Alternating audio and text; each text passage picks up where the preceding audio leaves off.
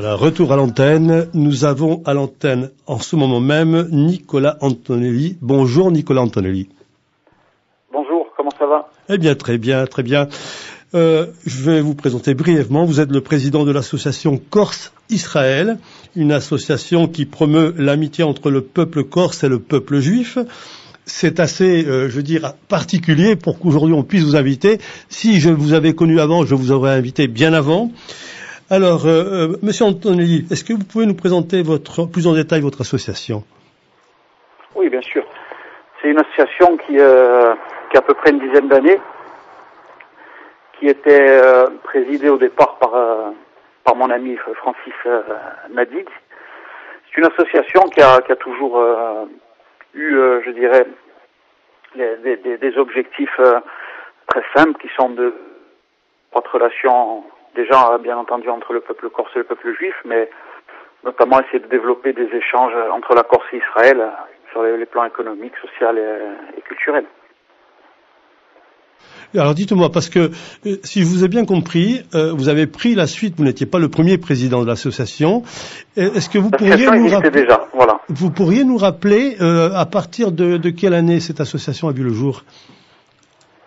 Alors, j'ai pas la date exacte du début de la création par l'association Corse-Israël au niveau des statuts par mon ami Francis, mais on dira que ça fait une dizaine d'années. Qu'elle existe. D'accord. Et elle est née. Bon, moi, je l'ai repris. Ça fait maintenant 3 ans. Ouais. Voilà, et j'essaye de développer des échanges entre la Corse et Israël, et surtout un travail d'information à notre niveau, je dirais par. Oui. Et vous faites bien, je pense, parce que comme je vous le disais à l'instant, j'ai été assez surpris d'apprendre, je l'ai su par un ami, Yaakov, qui se trouve en Israël, et c'est comme ça que j'ai pu connaître qu'il y avait effectivement ce genre d'association en Corse, dont je ne me doutais pas. Alors, une association qui promeut donc l'amitié entre le peuple corse et le peuple juif, il faut quand même le souligner, il faut en parler. Et alors, d'après ce que j'ai compris, il y a une présence juive en Corse depuis déjà pas mal de temps. Oui, une présence juive qui remonte à l'an 800, donc c'est très très loin. Non, c'est pas d'hier, hein, ça remonte à loin. C'est pas d'hier. Et alors, un autre chiffre, excusez-moi. C'est vrai que sur le plan historique, il y a beaucoup de choses qui se sont passées entre la Corse et les Juifs. Il y a bien entendu l'épisode le plus connu, qui est celui de la Deuxième Guerre mondiale, où c'est la seule région où il n'y a eu aucune déportation. Et notamment un épisode dont on parle un peu moins aussi, c'est la création de l'État d'Israël, où il y a un certain nombre de personnes ici qui ont, je dirais, œuvré et aidé logistiquement à l'époque la Haganah, qui est en pleine guerre d'indépendance, pour pouvoir se ravitailler ici à Ajaccio. Donc l'aéroport avait été prêté. Et bien entendu, au-delà de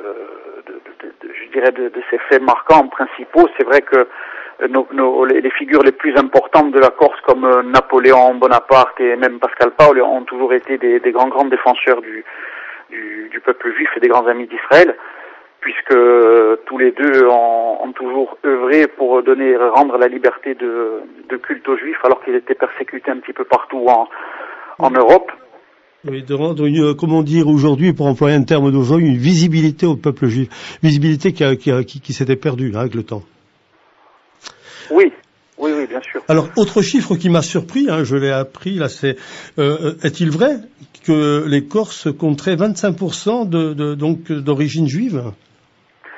On sait pas trop. Après, c'est très difficile de savoir exactement combien il y aurait de familles qui sont d'origine juive, mais après c'est vrai que en regardant tout simplement les états civils, on peut s'apercevoir qu'il y a beaucoup de noms corses, comme je dis souvent, qui ont des consonances qui sont très juives, comme Jacobi ou Tsukaril ou Simeoni ou Simone encore à Bastia, ces noms comme ça. Les plus connus. C'est les plus connus, voilà, les plus connus. D'accord. Et alors. Et ce sont des familles juives au départ, après qui se sont assimilées, qui ont eu des noms après, je dirais, qui sont fondus complètement la population corse, mais au départ ce sont des familles juives. D'accord. Faisons connaissance un peu avec votre association. Qui sont ces membres? Qui sont les membres de votre association? Oui, au niveau des membres, je veux dire, ce sont des gens des amis qui tout simplement ont trouvé la démarche intéressante ici en Corse, le fait d'entretenir ces liens, cette amitié et surtout de défendre la Corse et Israël, surtout sur le plan, je dirais, local en France et au niveau international. Justement, vous me tendez la perche parce que je voulais venir justement à une question bien particulière. Oui. J'espère que vous allez me répondre en toute franchise. Je voulais savoir simplement comment se positionne votre association sur le conflit entre Israël et les Palestiniens. Alors nous, on a une position qui est très sioniste. Nous, on est tout simplement pour, je dirais, pour Israël et pour nous, Israël a une légitimité historique sur sa terre et on a une position qui peut être même vue par beaucoup comme extrême, parce que c'est un petit peu la mode aujourd'hui. On dirait un parti pris, hein. Nous, on pense que Israël, de toute façon, n'a aucun compromis à faire aujourd'hui. Par exemple, on parle aujourd'hui beaucoup de négociations, de processus de paix entre Israéliens et Palestiniens, mais pour nous, Israël a une légitimité sur sa terre et il n'a pas à rendre des territoires qui sont les siens, et encore moins une partie de Jérusalem. Donc pour nous, les positions sont très très claires sur ce conflit. Hein. Oui. Alors, ce qui m'amène à vous demander, puisque c'est tout récent, nous sommes à la sortie de l'été, enfin début de l'automne, comment les Corses ont-ils vécu cette dernière guerre de Gaza? Les Corses et vous-même et votre association? On l'a vécu, je dirais, de manière très vive, parce que il est vrai que dès que ça bouge un petit peu en Israël, les médias s'agitent et on ne parle que de ça et uniquement de ça du matin au soir. Et malheureusement, souvent avec énormément de désinformation et de diabolisation d'Israël. Et c'est là justement que nous, on essaie à notre niveau d'essayer de rétablir la balance un peu comme on peut. On se bat un peu sur les réseaux sociaux, tout ça, pour essayer de démontrer qu'il y a énormément de désinformation qui est faite vis-à-vis d'Israël. Et c'est vrai que là, les médias ont joué un rôle, à mon sens, qui a été quand même d'une extrême gravité, puisque on a fait passer les bourreaux, qui sont les Arabes, pour des victimes. Et quand on voit aujourd'hui avec les preuves qu'a fourni Israël de ce qui a été fait dans la bande de Gaza par les islamistes qui se sont servis de leur propre population en bouclier humain, qui ont établi des zones de combat au milieu des civils, etc., et qu'en plus on a trouvé à redire et on a demandé à Israël de faire preuve de retenue. Et Israël a fait des pieds et des mains, toujours en essayant d'expliquer. On a vu honnêtement une situation qui était irrationnelle. D'accord. Et le fait que la Corse soit une île, évidemment, ça ne l'a pas mise à l'abri de ce genre de propagande et d'intoxication que le continent et que le monde entier a subi. Malheureusement, nous, on est pris, comme je le dis souvent, dans ce navire diabolique. On est en train de couler nous aussi, parce que voilà, la Corse, aujourd'hui, de toute façon, est rattachée à la Corse, est rattachée à la France. Donc, automatiquement, je veux dire, les médias français, aujourd'hui, nous, quand on allume notre télévision, c'est ça qu'on entend du matin au soir. Donc, c'est vrai que s'ils sont honnêtement dans leur intégralité, pour moi, il n'y a pas je dirais, de partialité quand on aborde ce conflit. Et ils sont très anti-Israël. Aujourd'hui, c'est une constatation. Hein. Bien sûr, c'est général. Alors, vous venez de dire, vous avez pris position sur les réseaux sociaux, sur Internet. Maintenant, est-ce que vous avez des projets également? Qu'est-ce que vous avez dans le concret pour l'avenir?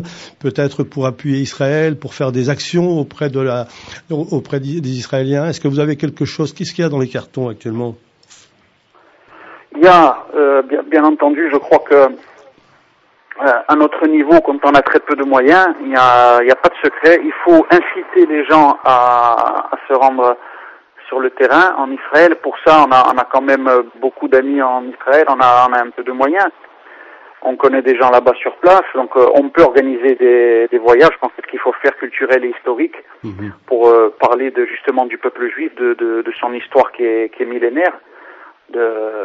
Pour informer, voilà, d'aller sur les sites, se rendre compte véritablement de la situation en Israël sur le terrain.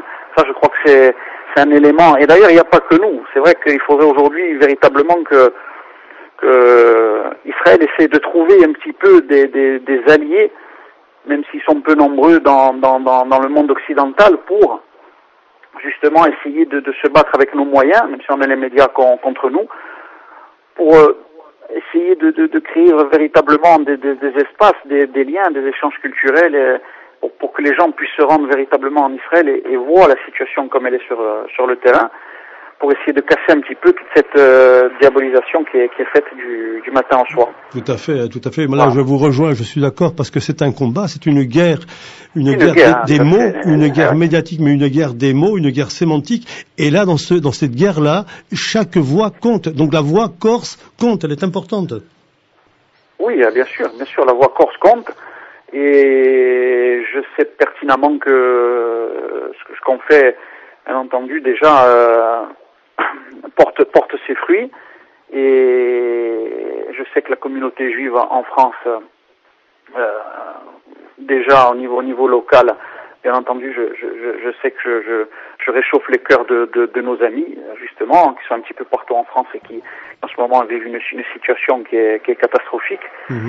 Et donc voilà, je sais que même à mon niveau, si je fais, c'est pas énorme, mais voilà, ils ont quand même l'espoir de dire qu'il y a des gens qui ont pris conscience, qui ont ouvert les yeux, et puis que voilà, il faut que d'autres personnes prennent véritablement conscience de ce qui est en train de se passer, de l'importance surtout d'Israël, notamment au Moyen-Orient, mais aussi dans le monde entier, avec ce pays, il faut le dire, qui est en train d'apporter, qui a déjà apporté à l'humanité tout entière par tout simplement les fondamentaux, qui sont les valeurs spirituelles de la Bible. Mais au-delà de ça, aujourd'hui, Israël est un modèle sur le plan économique, et c'est le pays qui vend malgré un petit nombre, seulement 6 millions, qui exporte des brevets dans le monde entier en matière de technologie, de médecine, de science. Donc Israël est une véritable c'est une pépinière